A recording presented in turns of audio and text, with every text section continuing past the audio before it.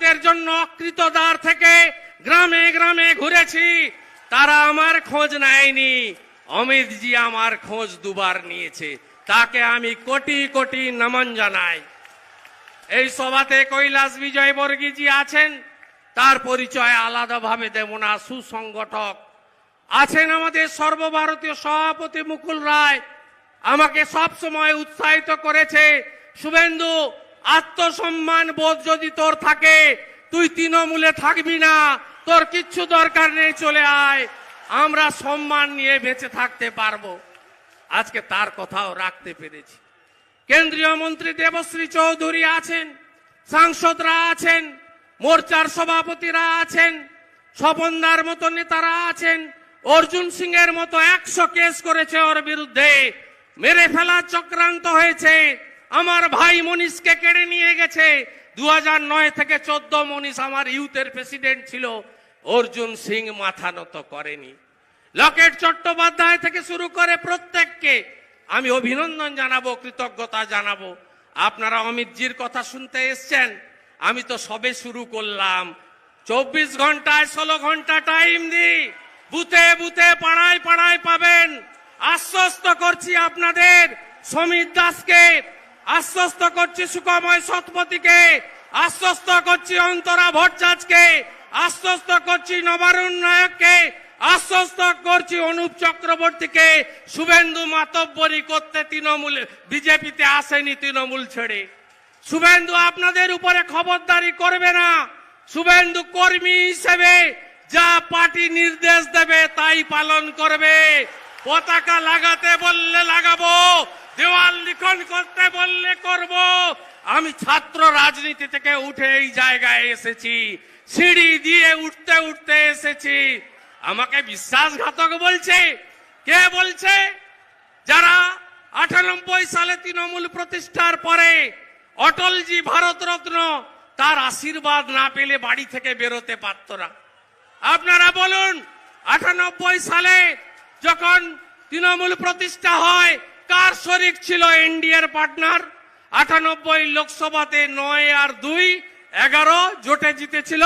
রাহুল সিনহা আছেন, রাহুলরা বলতে পারবেন জোট ছিল না।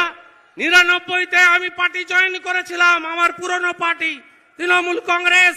9 আগস্ট ভারত ছাড়ো আন্দোলনের বর্ষপূর্তিতে ডক্টর নীতিশ সেনগুপ্ত এনডিএর প্রার্থী ছিলেন, তাকে কাঁথি থেকে জিতানোতে আমাদের ভূমিকা ছিল না। এই মাঠে কয়েকদিন আগে তৃণমূল নেত্রী বলেছেন, দল গঠনের পরে কাঁথিতে লড়েছিলাম, আমরা দ্বিতীয় হয়েছিলাম। উদ্দেশ্যটা কি? যে অধিকারীদের বাদ দিয়ে দ্বিতীয় হয়েছিলাম। হ্যাঁ, আপনি এবারেও দ্বিতীয় হবেন, প্রথম হতে পারবেন না। প্রথম ভারতীয় জনতা পার্টি হবে, সরকার তৈরি করবে। আমার প্রিয় ভারতীয় জনতা পার্টির কর্মী সমর্থক 135 জনের আত্মবলিদান খুব কষ্ট হয় দেখলে।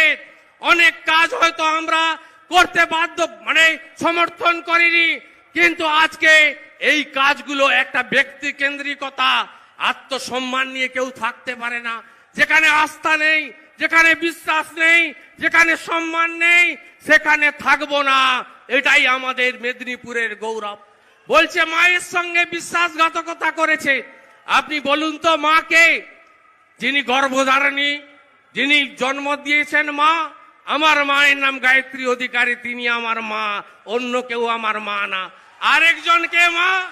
আরেকজন মা বিবেকানন্দ বলে গেছেন, মার্গারেট এলিজাবেথ নোবেল ভগিনী নিবেদিতা একটা বই লিখে গেছিলেন, তার নাম দা মাস্টার অ্যাজ আই স হিম। সেই বইতে ভগিনী নিবেদিতা বলছেন, the queen of adoration was his motherland, অর্থাৎ ভারত মাতা হচ্ছেন স্বামী বিবেকানন্দের আরাধ্য দেবী। যদি মা কাউকে বলতে হয়, ভারত মাতাকে মা বলবো, অন্য কাউকে মা বলতে পারবো না। আজকে আমি পরিশেষে বলবো, কেন্দ্রীয় সরকারের কর্মসূচিগুলোকে রাজ্যে চালু না করা, কেন্দ্রীয় সরকারের কর্মসূচিগুলোকে নাম পাল্টে দেওয়া, আর যে ভারতবর্ষ, যে বাংলা কৃষ্টি সংস্কৃতির জায়গা, নানা ভাষা, নানা মত, নানা পরিধান, বিবিধের মাঝে দেখো মিলন মহান, সেই বাংলায় অমিত শাহকে বহিরাগত বলছে, কৈলাস বিজয়বর্গীকে বহিরাগত বলছে, শিবপ্রকাশজিকে বহিরাগত বলছে। অমিত মালবিয়াকে বহিরাগত বলছে। আমরা বলি, আমি বলেছি কয়েকদিন আগে, আমরা আগে ভারতীয় তারপরে বাঙালি, এই বহুত্ববাদ নষ্ট করতে আমরা দেব না। আমি মনে প্রাণে চাই কলকাতা আর দিল্লিতে একই দলের সরকার থাকুক, নইলে বাংলা বাঁচবে না। অর্থনীতি শেষ হয়ে গেছে, বেকারদের চাকরি নেই, 4000 টাকা 2000 টাকার চাকরি, এসএসসি নিয়োগ নেই, টেটের দুর্নীতি। এটা থেকে যদি বেরিয়ে আসতে হয়, যশস্বী প্রধানমন্ত্রী নরেন্দ্র মোদীর হাতে বাংলাকে তুলে দিতেই হবে, দিতেই হবে, দিতেই হবে। আর এই কাজটা করার জন্য আপনাদের সঙ্গে আমি কাল থেকেই লেগে পড়ব।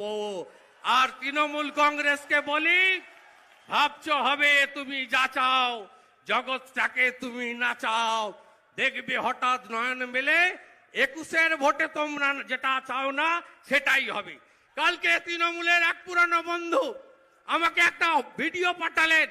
লোকসভা নির্বাচনের আগে তৃণমূলের কর্মী হিসেবে আমি বিজেপি হটাও ভারত বাঁচাও স্লোগান দিয়েছিলাম, সেইটা পাঠিয়েছেন আমাকে। আমি নিচে লিখলাম, বন্ধু আমি যখন যা করি নিষ্ঠার সঙ্গে করি, তৃণমূলের কর্মী ছিলাম, তৃণমূলের হয়ে করেছি। আজকে কালকে যাচ্ছি মেদিনীপুরের কলেজ মাঠে, সেখানে গিয়ে বলবো তোলাবাজ ভাইপো হাঁটাও, তোলাবাজ ভাইপো হাঁটাও, তোলাবাজ ভাইপো হাঁটাও।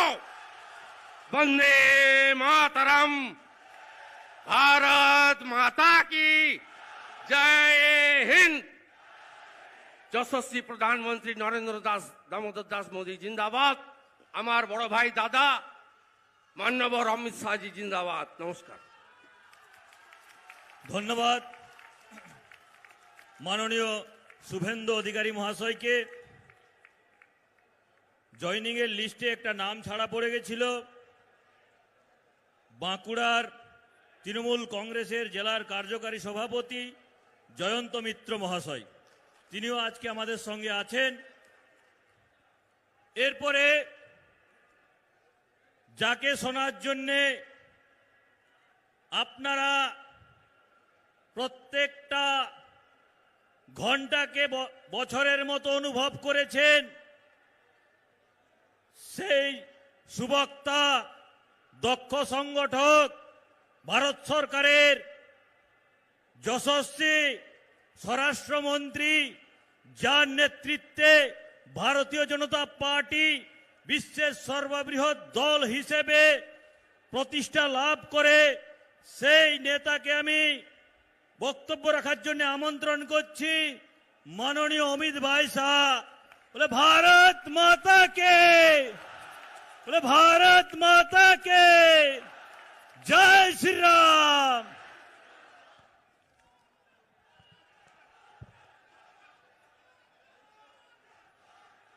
मेरे साथ बोलिए, भारत माता की। क्यों भाई, आप लोगों की आवाज को क्या हो गया है? ऐसे बोलते हैं भारत माता की जय। मेरे साथ दोनों हाथ उठाइए, उठाइए दोनों हाथ। बंगाल में परिवर्तन का मुट्ठी भींचिए और कलकत्ता में ममता दीदी के कान तक पहुंचे ऐसे बड़े आवाज से बोलिए, भारत माता की, भारत माता की।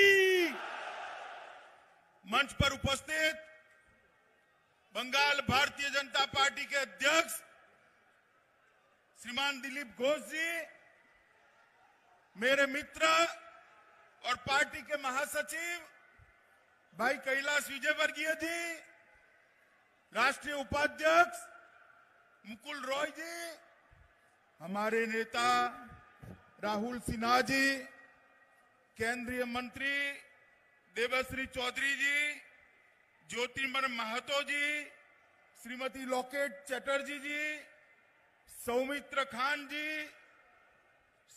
हमारे राज्यसभा के सांसद स्वपन दादा, श्रीमती भारती घोष जी, श्री सन्याल दत्ता जी और मंच पर उपस्थित सभी पार्टियों से, कांग्रेस, सीपीएम, तृणमूल सभी से आज भारतीय जनता पार्टी ज्वाइन किए हुए एमएलए, जिला पंचायत अध्यक्ष, काउंसिलर, जिला अध्यक्ष, बोर्ड निगम के अध्यक्ष, भाइयों बहनों, और आज के समारंभ के केंद्र बिंदु भाई शुभेंदु अधिकारी जी, और आज इस विराट जनसभा में आए हुए प्यारे भाई और बहनों, आप सभी का मैं हृदय से स्वागत करता हूं।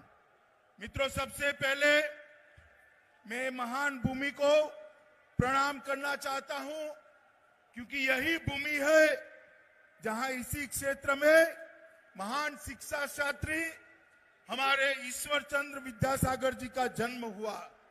यही भूमि है जहां पर पूरे देश के युवा आज भी प्रेरणा लेते हैं।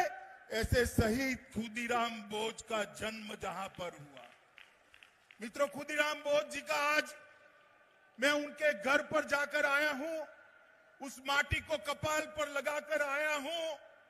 उनके जज्बे की कल्पना करिए, 18 साल का लड़का हंसते हंसते हाथ में गीता लेकर वंदे मातरम के मंत्र के साथ फांसी के फंदे को चूमकर अपना बलिदान देता है। और उस वक्त देश भर के युवाओं में खुदीराम बोस के नाम की धोती पहनने की एक फैशन पड़ गई थी। यही खुदीराम बोस की ये भूमि है। ये भूमि को मैं बार बार प्रणाम कर कर मेरी बात की शुरुआत करना चाहता हूं। मित्रों, मैं यहां पर पूर्व मुख्यमंत्री अजय मुखर्जी, पूर्व सांसद सतीश सामंत और हमारे जनसंघ के पूर्व सांसद दुर्गाचरण बनर्जी को भी याद करना चाहता हूं। मित्रों, आज हमारे साथ एक एमपी, 9 एमएलए, एक एक्स मिनिस्टर, एक एमओएस, 15 काउंसिलर, 45 चेयरमैन और जिला पंचायत के 2 अध्यक्ष जुड़े हैं। शुभेंदु भाई के नेतृत्व में कांग्रेस, तृणमूल, सीपीएम, सब पार्टी से अच्छे लोग आज भारतीय जनता पार्टी में नरेंद्र मोदी के नेतृत्व में काम करने के लिए भाजपा जोड़ रहे हैं। दीदी कहती है कि भारतीय जनता पार्टी दल बदल कराती है। दीदी, मैं आपको याद कराने आया हूं, आपकी मूल पार्टी कौन सी है? तृणमूल कांग्रेस थी क्या? जब आप कांग्रेस छोड़कर तृणमूल बनाई तब वो दल बदल नहीं था। आज भाई शुभेंदु अन्याय के खिलाफ, बंगाल की जनता के शोषण के खिलाफ आपका साथ छोड़कर मोदी जी के साथ आ रहे हैं। आपको दल बदल लग रहा है दीदी, मगर दीदी ये तो शुरुआत है। चुनाव आते आते आप अकेली रह जाएगी। चुनाव आते आते जिस प्रकार की सुनामी को मैं बंगाल में देख रहा हूं, मित्रों, इसकी कल्पना शायद ममता दीदी ने नहीं करी होगी। इसका कारण है इतने सारे लोग क्यों पार्टी छोड़कर भारतीय जनता पार्टी में आते हैं। क्योंकि मित्रों, एक आदमी जब दल बदलता है तो काफी सोच विचार कर बदलता है। क्योंकि ये जो लोग आ रहे हैं वो मां माटी मानुष के नारे के साथ निकले थे। नारा किसी भी पार्टी का हो बुरा नहीं होता, मगर आपने क्या करा? मां माटी मानुष के नारे को तोलबाजी, तुष्टीकरण और भतीजावाद में परिवर्तित कर दिया। ये 10 करोड़ बंगाली लोगों का भविष्य आपको नहीं दिखाई पड़ता है। ये करोड़ों युवाओं का भविष्य आपको नहीं दिखाई पड़ता है। आपकी नजर में अपना भतीजा है, कब इसको मुख्यमंत्री बना दे, कब इसको मुख्यमंत्री बना दे। मैं पूछने आया हूं बंगाल के युवाओं को, क्या दोष है आपका? क्यों विकास बंगाल में नहीं हो रहा है? मैं पूछने आया हूं बंगाल के किसानों को, मोदी जी जो 6,000 रुपया भेज रहे हैं, बंगाल के किसानों को क्यों नहीं मिल रहा है? देश के 10 करोड़ किसानों को 95,000 करोड़ रुपया मिल गया, मगर बंगाल के किसानों को फूटी कौड़ी नहीं मिली, क्योंकि ममता दीदी उनकी सूची ही नहीं बेचती है। मित्रों, देश भर में जो गरीब आदमी है, उसको 5 लाख रुपए तक की सभी स्वास्थ्य सुविधाएं free of cost Narendra Modi ji देते हैं। बंगाल के गरीबों को मिलनी चाहिए या नहीं मिलनी चाहिए? जरा बोलिए, जोर से बोलिए, मिलनी चाहिए नहीं मिलनी चाहिए? ये ममता दीदी है तब तक बंगाल के गरीबों को आयुष्मान भारत योजना का फायदा नहीं मिलेगा। मुझे बताइए, बंगाल के किसान को 6,000 रुपया मोदी जी जो भेज रहे हैं, वो मिलना चाहिए या नहीं मिलना चाहिए? जोर से बोलो, मिलना चाहिए नहीं मिलना चाहिए? मगर किसान भाइयों, जब तक आप ये तृणमूल कांग्रेस को उखाड़ कर नहीं फेंक देते, आपको ये 6,000 रुपया नहीं मिलने वाला है। मित्रों, ढेर सारी योजनाएं। अभी एक किसान के घर पर मैं भोजन कर आया, मैंने पूछा कि 6,000 रुपया मिला है? उन्होंने कहा नहीं मिला है। मैंने बोला, एक घर कहां से बना है, कब बनाया, कहां से लोन ली? तो उसने कहा लोन नहीं ली, मोदी जी ने प्रधानमंत्री आवास योजना का घर मुझे दिया है, इसमें बैठकर आप भोजन करें। मित्रों, बंगाल के गरीब को मोदी जी जो भेजना चाहते हैं वो नहीं मिलता है। और आज सुबह में अखबार देखता था, कुछ बड़बोले नेताओं ने कहा तृणमूल को कोई हरा नहीं सकता।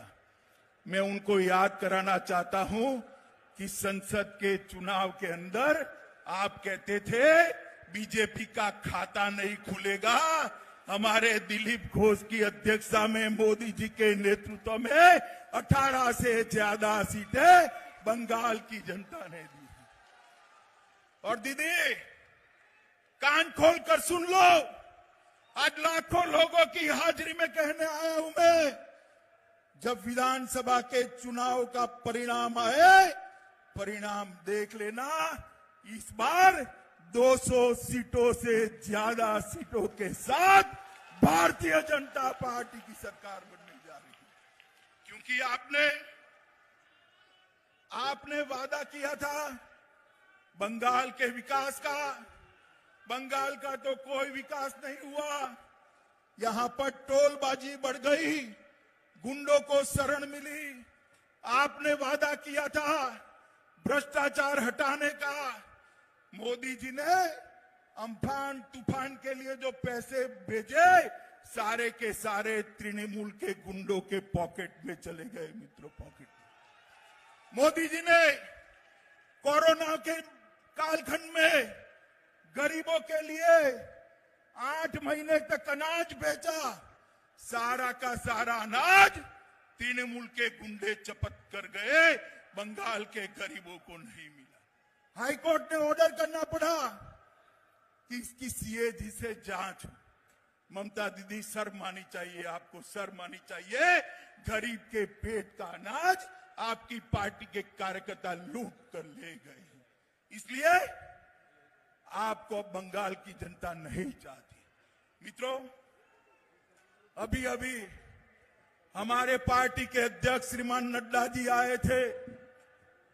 उनके गाड़ी के कॉनवे पर बड़े बड़े पत्थर मारकर हमला किया गया। दीदी, क्या आप समझती हो कि इससे हम डर जाएंगे क्या? हमारे 300 से ज्यादा कार्यकर्ता की जाने गई है। मगर दीदी सुन लो, जितनी हिंसा करोगी भारतीय जनता पार्टी का कार्यकर्ता इतनी जोर से आपका सामना करेगा।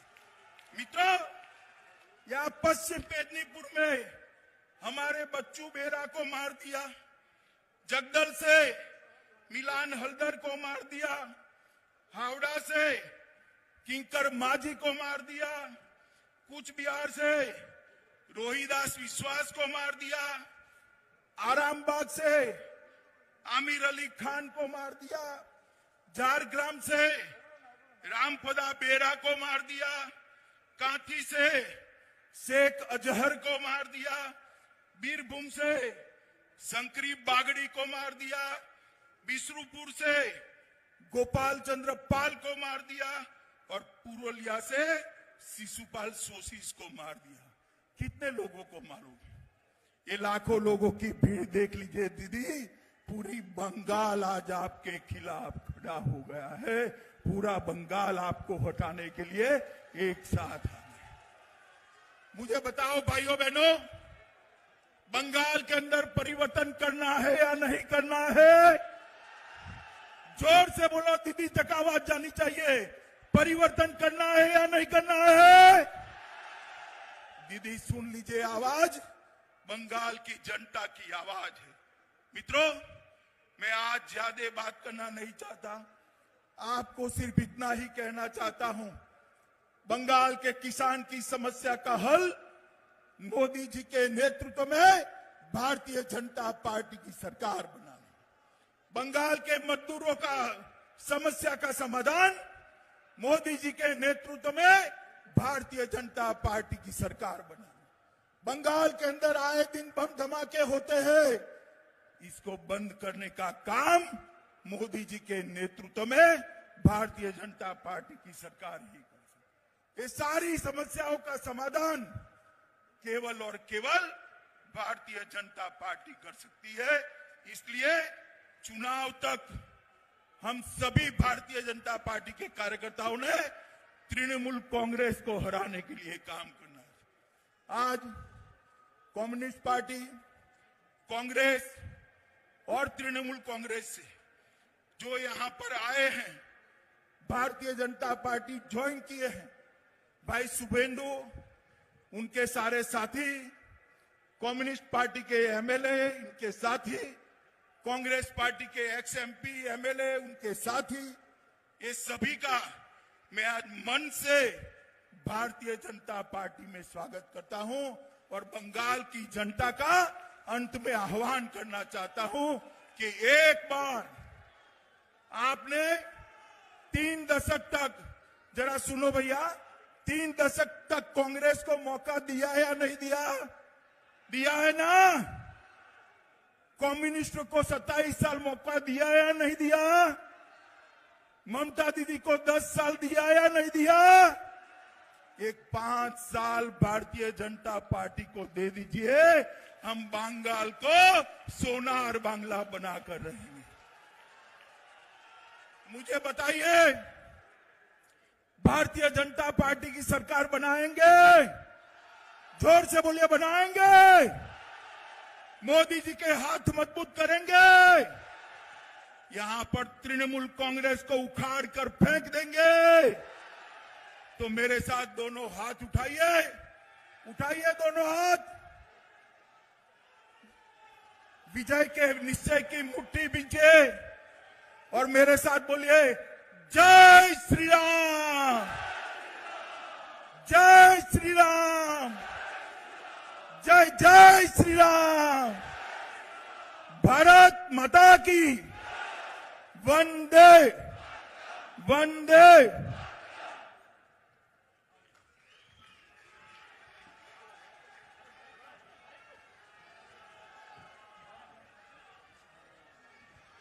ধন্যবাদ মাননীয় স্বরাষ্ট্রমন্ত্রী মহাশয়কে कि তার মূল্যবান বক্তব্য রাখার জন্য।